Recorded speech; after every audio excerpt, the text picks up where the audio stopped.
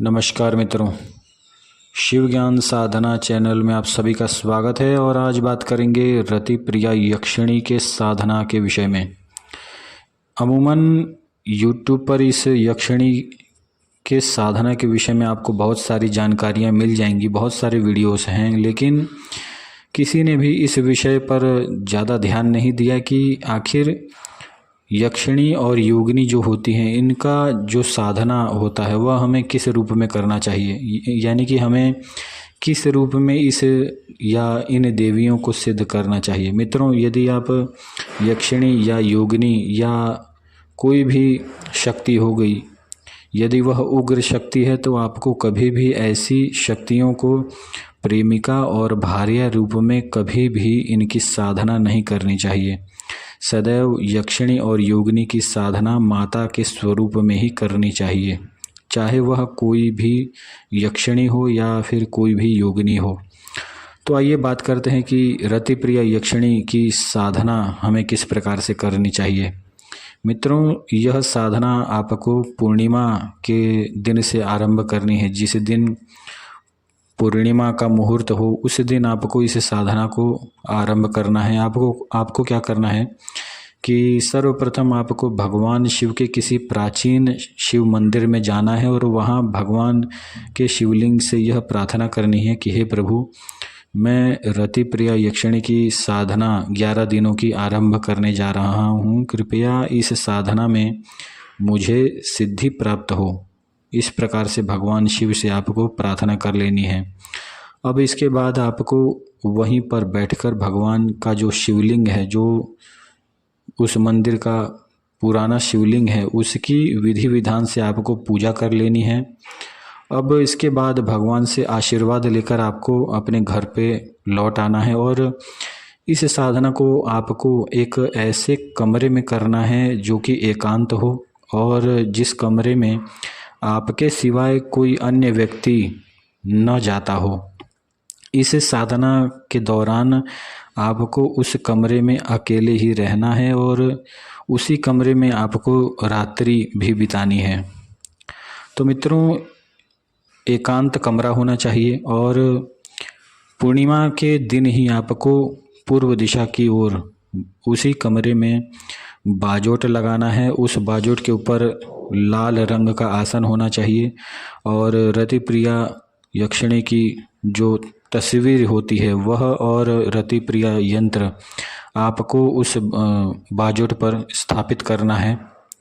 अब इसके बाद मित्रों, नित्य रति प्रिया यक्षिणी के नाम से आपको 5 प्रकार की मिठाइयों का भोग नित्य उस रति प्रिया यंत्र के सामने रखना है और नित्य विधि विधान से पंचगव्य से और अष्टगंध से रति प्रिया यक्षिणी का जो यंत्र है उसका पूजन करना है। और पूजन करने के पश्चात आपको नित्य 125 माला मंत्र जाप करना है। अब मित्रों, जो मंत्र जाप है वह आपको किस प्रकार करना है यह भी जान लेते हैं। सर्वप्रथम जब भी आप मंत्र जाप आरंभ करते हैं तो आपको 70 माला तक बोलकर मंत्र जाप करना है और उसके पश्चात जितनी भी माला मंत्र आपकी बाकी रहती हैं उन सभी को मानसिक तौर पर जपना है।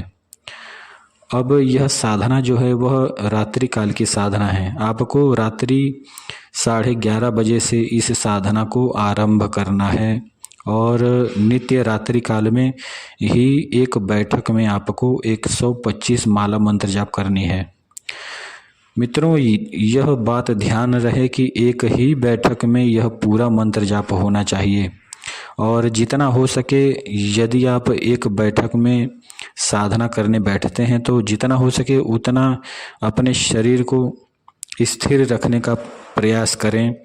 यदि स्थिर रखते हैं तो आपको अनुभव भी अधिक होते हैं और यदि हिल डुल करते हैं साधना में तो फिर क्या कर सकते हैं, फिर आप अपने अनुसार साधना करें।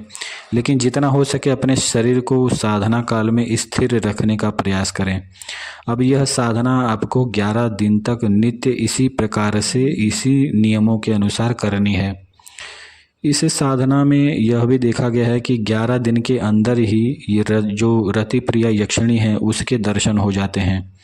और कई बार यह भी देखा गया है कि 11 दिन के पश्चात वह जो यक्षिणी है वह प्रकट होती है साधक के सामने। तो मित्रों, कुछ भी हो सकता है इस साधना में।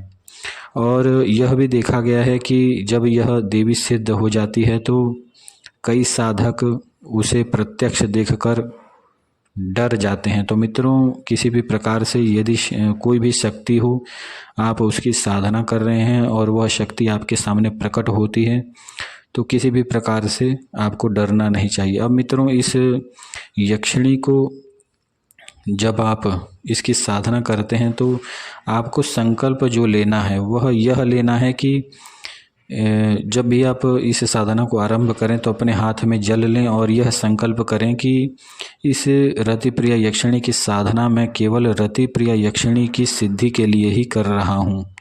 अब इससे क्या होता है मित्रों कि जब भी यह देवी आपको सिद्ध हो जाएगी, इसके पश्चात आप चाहें तो आपको यदि कोई भी कार्य इस देवी से करवाना हो तो आप वह कार्य इस देवी का कर सकते हैं। और याद रहे, जब भी आप इस देवी से कोई भी कार्य करवाते हों तो इसका जो भोग होता है वह आपको तुरंत ही दे देना है। इसके भोग में कभी भी आपको आनाकानी नहीं करनी है। तो इस देवी की सिद्धि कीजिए और अपने जीवन को सफल एवं सुखी बनाइए। मित्रों, जो इस देवी की साधना में जो अनुभव होते हैं वह भी बहुत दिव्य होते हैं। कई बार देखा गया है कि यह देवी साधक को कई प्रकार से कामोत्तेजित करती है, यानी कि काम वासना उसकी बढ़ा देती है। तो किसी भी प्रकार से अपनी इस साधना के दौरान कभी भी कामुक नहीं होना है आपको, और पूर्णतः ब्रह्मचर्य धारण करके ही यह साधना आपको करनी है। किसी भी प्रकार से यदि आप इस साधना में गलती करते हैं तो उसके भोगी आप स्वयं होंगे, और उसके पश्चात आपके साथ जो होगा उसके परिणाम का जो भोगी होगा वह आप स्वयं होंगे। तो मित्रों, इसकी साधना बहुत ही संभल के करनी चाहिए। और यह देवी सिद्ध होने के पश्चात अपने साधक को बहुत सारी सिद्धियां प्रदान करती है, जैसे कि किसी भी व्यक्ति के विषय में भूत भविष्य वर्तमान बता देना, या फिर किसी भी साधक को दिव्य दृष्टि भी प्रदान कर सकती है। और एक बार सिद्ध होने पर यह देवी किसी भी साधक के साथ 3 साल तक रहती है। 3 साल के पश्चात उस देवी की साधना आपको पुनः करनी होती है। तो मित्रों, यह था रति प्रिया यक्षिणी की साधना। और इस देवी से किस किस प्रकार के कार्य आप ले सकते हैं, इसके ऊपर भी मैं अलग से एक वीडियो जरूर बनाऊंगा। इसी प्रकार की साधनाओं को पाने के लिए एवं दिव्य अनुभवों को सुनने के लिए मेरे चैनल से जुड़ें, मेरे वीडियोस को लाइक करें, शेयर करें, मेरे चैनल को सब्सक्राइब करें। धन्यवाद।